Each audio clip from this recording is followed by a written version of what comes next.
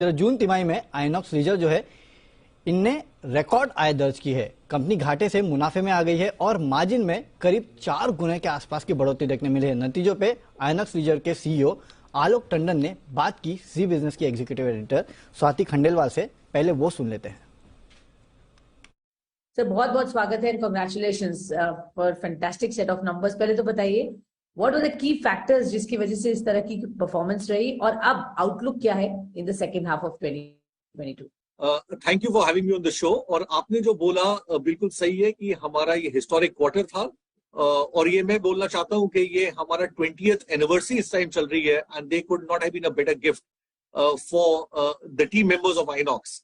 और इसके कुछ कारण हैं। सबसे पहले कारण ये है कि जो फिल्म्स आई थी वो लोगों को बहुत पसंद आई। RRR मार्च में रिलीज हुई थी, अप्रैल में भी उसके फुटफॉल्स आते रहे। KGF 2, भूल भुलैया 2, मार्वल की पिक्चर आई Doctor Strange, that did very well. So we had a good lineup of movies and they did extremely great footfalls. तो एक वो बहुत बड़ा फायदा था। दूसरा क्या था, एक थोड़ी पेंट अप डिमांड थी। और जो पेंट अप डिमांड थी तो लोग बाहर आना चाहते थे। They wanted to breathe differently.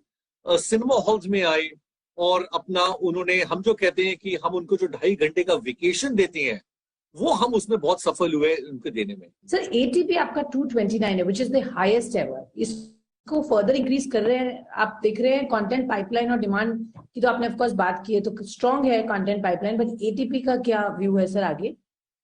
देखिए ATP जो हमारा है, हमेशा हम कहते हैं कि we will never over price our tickets. We have to find that sweet spot कि हमारा GBOC बढ़े, that's between the footfalls and the ticket price. So that's something which we always cognizant of. जो 229 है, आपने सही कहा, it's highest ever. But when we price our tickets in various locations, we look at a couple of factors. One is the cost structure of the property जहां पे हम हैं, paying propensity लोगों का, और पिक्चर कितनी नई है।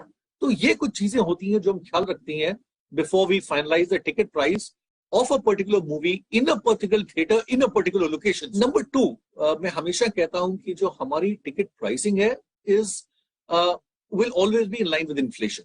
So 4 से 5% ईयर ऑन ईयर हमारी बढ़ेगी। और अभी भी मेरे यही है guidance that ticket price will go up as per inflation. Okay, quickly sir status on merger PVR के साथ और अभी एक्सपेंशन प्लान्स क्या है सर? कितने स्क्रीन्स खुलेंगे, किस सिटीज में आप एक्सपेंशन करेंगे?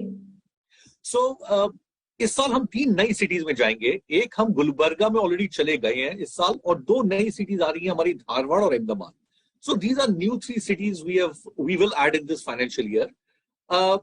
हमारी गाइडेंस थी 77 स्क्रीन्स खोलने की।